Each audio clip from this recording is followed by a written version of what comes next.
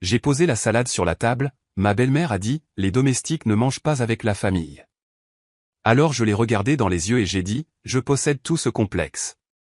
Je m'appelle Nina Lefebvre, j'ai 35 ans et en ce moment, je me tiens au milieu d'un complexe hôtelier au bord du lac des Cèdres, faisant semblant de ne pas entendre ma belle-mère Denise dire que j'ai encore oublié la sauce, comme si j'étais l'un de ses traiteurs engagés. Je ne le suis pas. Je suis ingénieur, j'ai passé la dernière décennie à construire des systèmes complexes pour des réseaux ferroviaires à grande vitesse à travers le nord-ouest de l'Europe. Mais pour la famille Duval, et surtout pour Denise, ma belle-mère, j'ai toujours été juste la femme tranquille de Benoît qui travaille avec des ordinateurs ou quelque chose comme ça. Ils n'ont jamais vraiment demandé ce que je faisais, ils ont juste supposé que je ne faisais pas grand-chose.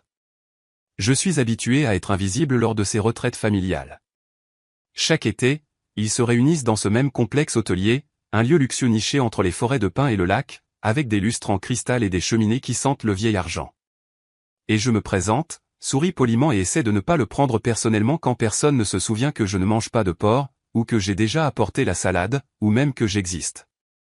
Mais cette année est différente, car cette année, je ne suis pas juste une invitée de plus. Je suis la raison pour laquelle le système de réservation a changé. C'est moi qui ai approuvé le menu. Je suis la personne qui a décidé d'arrêter d'accorder aux Duval leur réduction de clients privilégiés. Je suis propriétaire de l'endroit, mais personne ne le sait encore. Laissez-moi revenir en arrière une seconde. Benoît et moi sommes mariés depuis près de 11 ans. C'est un professeur titulaire, brillant, introverti, profondément gentil à sa manière, mais il n'a jamais vraiment trouvé le courage de tenir tête à sa famille. Pas quand ils m'ont demandé d'aider à débarrasser la table, même si aucune des autres épouses n'était censée le faire. Pas quand ils m'ont qualifié de gentil mais simple. Pas même quand Denise m'a présenté à ses amis comme la femme de notre Benoît, tu sais, de l'une de ses écoles de province. Cela faisait d'autant plus mal que j'avais travaillé d'arrache-pied pour obtenir mon diplôme, rembourser mes prêts étudiants en faisant des heures supplémentaires et commencer à investir tôt, tandis qu'eux étaient en Europe ou postaient des photos de leur résidence secondaire sur Instagram. Pourtant, je suis restée silencieuse, j'ai continué à construire. Je n'ai jamais essayé d'éclipser qui que ce soit. J'observais, j'écoutais, j'économisais. Il y a 7 ans, j'ai commencé à investir dans de petits hôtels et des propriétés de charme via un fonds que j'ai aidé à structurer anonymement. La plupart étaient des affaires, mais quand ce complexe hôtelier est arrivé sur le marché l'année dernière, leur complexe préféré, je n'ai même pas hésité. C'était cher. J'ai drainé la majeure partie de mes liquidités pour que cela se produise, mais je savais que ça en valait la peine. Et franchement, une partie de moi voulait juste posséder quelque chose qui comptait pour eux, quelque chose qu'ils croyaient au-dessus de moi. Maintenant, je suis ici au dîner de bienvenue, portant ma vieille robe d'été bleu marine, tandis que tous les autres sont vêtus de Ralph Lauren et Loro Piana. Ils sirotent du vin et se vantent de leur nouvelle Tesla. Le frère de Benoît vient de me demander si je pouvais prendre quelques serviettes de plus à la cuisine, parce que je suppose que j'avais l'air d'aller par là. Je n'y allais pas, mais j'y suis allé quand même, parce que je n'ai pas besoin d'argumenter. Pas encore. Demain soir, le directeur du complexe annoncera que la propriété a un nouveau propriétaire majoritaire. Et quand ils demanderont qui, il me désignera du doigt. L'expression sur le visage de Denise vaudra chaque maudit centime. La nuit suivant ce dîner de bienvenue, je me suis assise seule sur le balcon de notre chambre, regardant le lac scintiller dans l'obscurité. Tous les autres étaient descendus au foyer, riant, buvant du vin, faisant griller des guimauves, comme dans une foutue publicité de style de vie. Je pouvais les entendre d'ici, mais je n'en faisais pas partie, pas vraiment. Je ne l'avais jamais été. Dès l'instant où j'ai épousé Benoît, c'était comme si j'étais entré dans un monde où ma présence rendait les gens vaguement mal à l'aise. Pas de manière hostile, non, cela aurait été plus facile. C'était pire, l'exclusion subtile, les petites manières dont il me rappelait que je ne m'adaptais pas tout à fait. Sa mère, Denise, n'a jamais rien dit d'ouvertement cruel. Elle n'en avait pas besoin. C'était dans son ton quand elle demandait où j'avais acheté ma robe haut, comme c'est pratique. Dans la façon dont elle souriait trop crispée quand je disais quelque chose de même lointainement intelligent, ou comment elle a une fois murmuré à Benoît, juste assez fort pour que je l'entende, elle est gentille, mais elle n'est pas très raffinée, n'est-ce pas? Benoît ne l'a jamais confrontée, ne m'a même jamais dit qu'elle avait tort. Il me serrait juste la main et disait, elle veut dire du bien. C'était sa phrase préférée. Quand nous nous sommes mariés pour la première fois, j'ai essayé, mon Dieu, j'ai essayé. J'ai organisé des dîners de Noël, apporté des cadeaux pour tout le monde, offert d'aider à organiser les vacances familiales. Mais rien n'était jamais suffisant. Une année, j'ai passé des semaines à planifier la fête de départ à la retraite du père de Benoît, louer un lieu, conçu les invitations, géré le traiteur. Lors de l'événement, sa sœur s'est levée pour porter un toast et à remercier toutes les personnes qui avaient aidé, nommant chaque frère et sœur, leur conjoint, et même le traiteur par son nom. Pas moi. Benoît a remarqué. Il s'est penché, m'a embrassé la joue et a murmuré, « Tu sais, tu as fait la majeure partie. » Mais il n'a pas dit un mot aux autres. C'est comme ça que ça a toujours été. La semaine avant notre 3e anniversaire, sa cousine Chloé m'a prise à part après le dîner et a dit, « Tu sais, c'est impressionnant que tu aies tenu si longtemps. » La plupart des gens qui se marient dans cette famille s'estompent juste. Elle a souri comme si elle me faisait un compliment. J'ai souri en retour, et cette nuit-là, j'ai pleuré sous la douche, l'eau au maximum pour que Benoît n'entende pas. À un certain moment, j'ai arrêté d'essayer. Je me suis concentré sur le travail, sur le développement de quelque chose que je pouvais réellement contrôler. C'est là que j'ai commencé à investir, discrètement, constamment. Je travaillais de longues heures, sautais des vacances, conduisais la même voiture pendant 8 ans. Ils pensaient tous que c'était parce que j'avais des difficultés. Ils ne savaient pas que je construisais un trésor de guerre. Et puis l'été dernier, nous étions ici, dans ce même complexe hôtelier, et quelque chose a changé. L'oncle de Benoît, Raymond, a fait une blague au dîner, disant que j'étais étonnamment doué pour quelqu'un qui ne vient pas de l'argent. Tout le monde a ri, même Benoît. Et moi, je suis restée assise là, souriante, les dents tellement serrées que ma mâchoire m'a fait mal pendant des jours. Plus tard cette nuit-là, j'ai entendu Denise parler à quelqu'un au téléphone à travers les minces murs de l'hôtel. Je ne sais pas à qui elle parlait, mais je n'oublierai jamais ce qu'elle a dit, elle est inoffensive, gentille, mais elle ne sera jamais l'une des nôtres. On le voit juste à la façon dont elle se tient. Cela a brisé quelque chose en moi. Pas parce que c'était nouveau, mais parce que c'était définitif. C'est la nuit où j'ai contacté un ancien collègue qui s'était lancé dans les acquisitions hôtelières. Étage 4 mois plus tard, j'ai fait mon offre sur cet endroit. Ils ne le savent pas. Ils ne savent rien de tout cela. L'accord a été conclu discrètement. J'ai utilisé une société holding, le groupe hôtelier Les Pins Clairs, pour acquérir le contrôle. J'ai gardé le gérant existant, mis à niveau certains des systèmes de back-office, apporté quelques changements de politique, tout cela sans attirer l'attention. Mais demain soir, le nom derrière la société sera rendu public lors du sommet annuel des propriétaires du complexe. Et leurs mâchoires vont tomber par terre, surtout quand ils apprendront que le groupe hôtelier Les Pins Clairs n'a plus l'intention d'offrir de réduction familiale héritée, et que chaque chambre qu'ils ont réservée pour l'été prochain sera au prix plein. Et voici le coup de théâtre, Benoît ne le sait toujours pas. Non pas parce que je le cache avec malice, mais parce qu'il n'a jamais demandé, jamais imaginé pourquoi je passe des nuits tardives sur mon ordinateur portable, pourquoi je voyage autant, pourquoi j'ai été en réunion avec des architectes d'hôtels et des avocats. Je pense qu'au fond, il suppose juste que je travaille toujours sur des trucs techniques. C'est un homme bon, mais il ne m'a jamais vu pleinement, et après 10 ans, j'ai arrêté d'essayer de le forcer à le faire. C'est de cela qu'il s'agit vraiment demain. Pas de vengeance, pas même de justification. Il s'agit de finalement passer à la lumière, à mes propres conditions. Et s'ils ne peuvent pas supporter l'éclat, tant pis.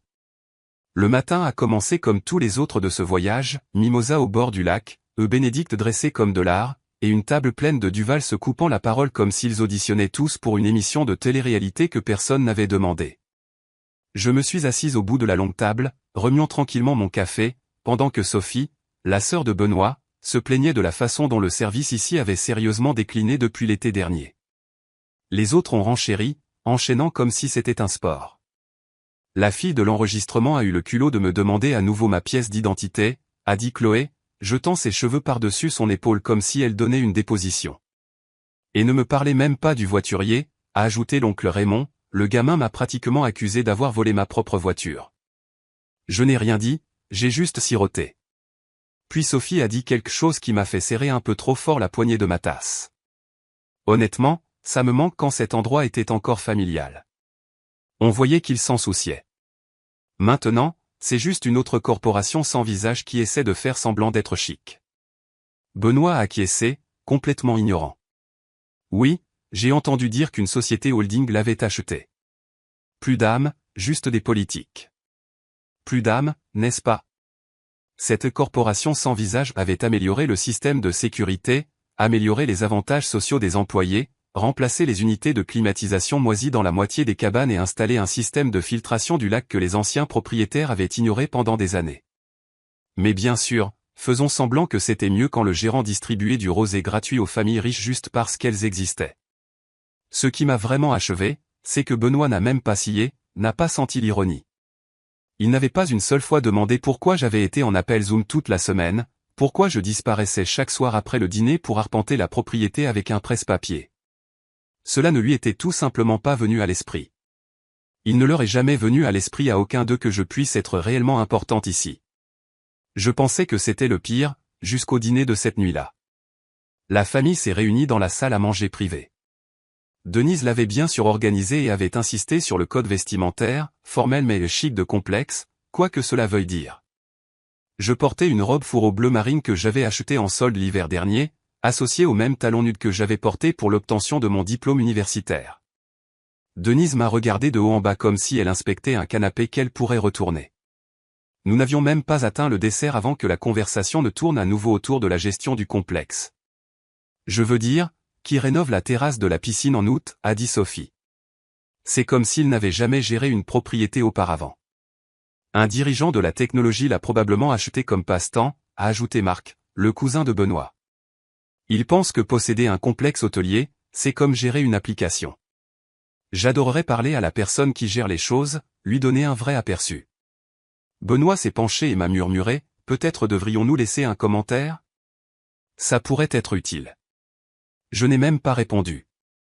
J'étais trop occupé à étouffer le brûle dans ma poitrine. Et puis Denise, douce, souriante, passive-agressive comme toujours. Denise a levé son verre de vin et a dit, eh bien, j'espère juste que celui qui a acheté l'endroit réalise que des familles comme la nôtre ont bâti sa réputation. Nous ne sommes pas de simples invités, nous sommes la raison pour laquelle cet endroit a de la valeur. Je l'ai regardée, stupéfaite. Non seulement par son arrogance, mais par sa confiance aveugle, la façon dont elle parlait avec une telle autorité, comme si le monde tournait encore autour de son chéquier. Je n'en pouvais plus. Je me suis excusé de table et suis sorti dans l'air frais de la nuit. Mes mains tremblaient, et pas à cause du froid. Je me suis tenu près de la balustrade en pierre surplombant le lac. Quelque part derrière moi, quelqu'un a commencé à jouer du piano dans le pavillon, une mélodie lente et douce qui m'a serré la poitrine. J'ai sorti mon téléphone et appelé Étienne, le gérant de la propriété. Il a décroché à la deuxième sonnerie. « Salut, patron, tu es prête ?» J'ai regardé en arrière à travers la fenêtre. Il riait de quelque chose, probablement de moi. « Fais-le, ai-je dit. Annonce la nouvelle propriété ce soir, avant le dessert. » Compris, a-t-il dit. Tu es sûr de ne pas vouloir être dans la pièce? Non, ai-je murmuré. Laisse-les mariner un instant. J'ai raccroché et j'ai attendu. À l'intérieur, j'ai vu Étienne s'avancer au bout de la pièce et tapoter doucement son verre. La pièce s'est tue. Je ne pouvais pas entendre ce qu'il disait, mais je n'en avais pas besoin.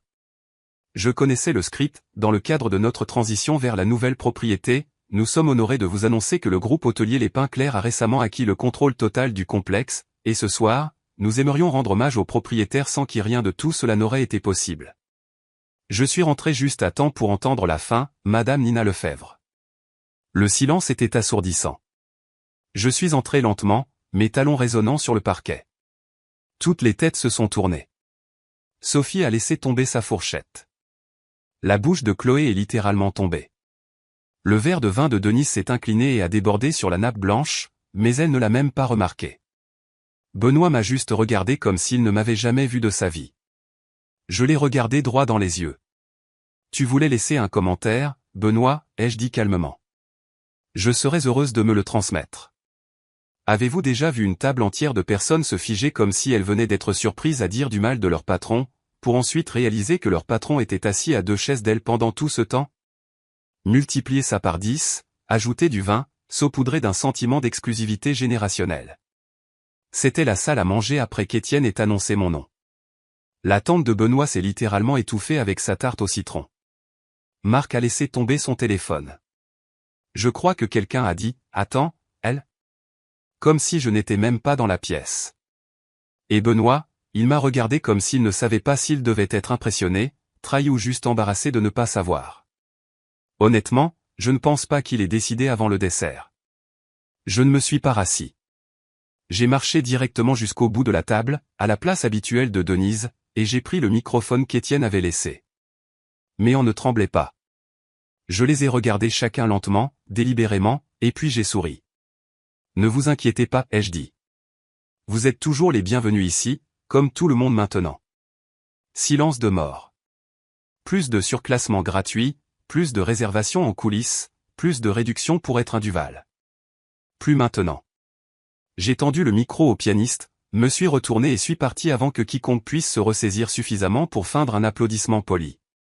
Je suis arrivé dans le couloir avant d'expirer. C'est le moment où ça a basculé. Quelque chose s'est libéré en moi. Non pas de la colère, mais du soulagement. Pour la première fois en 10 ans, je ne jouais pas le jeu. Je n'essayais pas d'être accepté.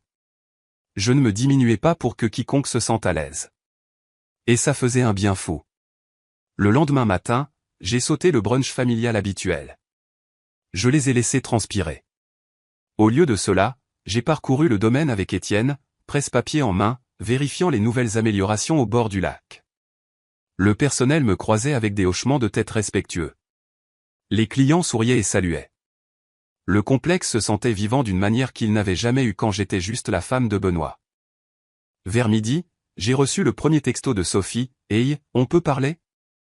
Je n'ai pas répondu. 5 minutes plus tard, on a frappé à ma porte. C'était Benoît. Il avait l'air nerveux, comme un gars sur le point de demander une augmentation qu'il sait ne pas mériter.